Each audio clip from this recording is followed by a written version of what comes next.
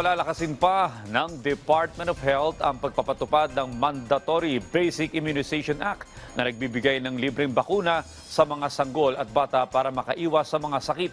Isang tugon dyan ng ahensya ang paglulunsad ng Media Health Literacy Conference na gaganapin sa Bataan. Si Bien Manalo sa detalye live. Bien?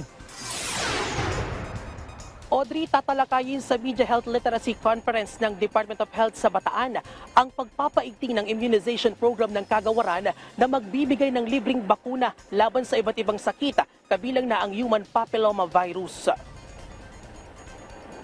Napapanahon din ito dahil sa patuloy na pagtaas ng kaso ng tigdas sa ilang rehiyon sa bansa na naitatala ng Health Department. Kaya target ng ahensya na magkasa ng malawakang measles catch-up immunization sa iba't ibang dako ng Pilipinas para masugpo ang pagkalat ng tigdas.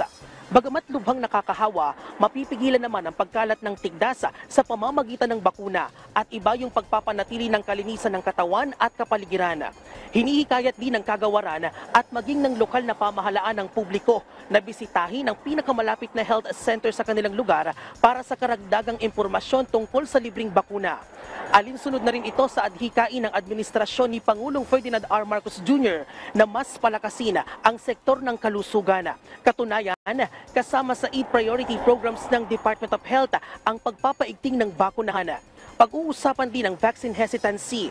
Ilan sa hamon na kinahaharap ng health workers sa pagbabakuna ang misinformation at lack of education ng mga tao tungkol sa bakuna. Katunayan, lumalabas sa isang survey noong 2021 na 6 sa 10 kabataang Pilipino ang vaccine hesitant. Ikalawa ang cultural beliefs at gender roles at panghuli ang limitadong resources para makapunta sa mga healthcare facility.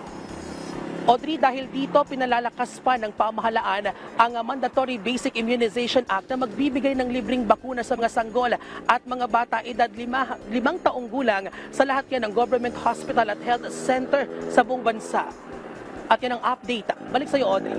Maraming salamat, Bien Manalo.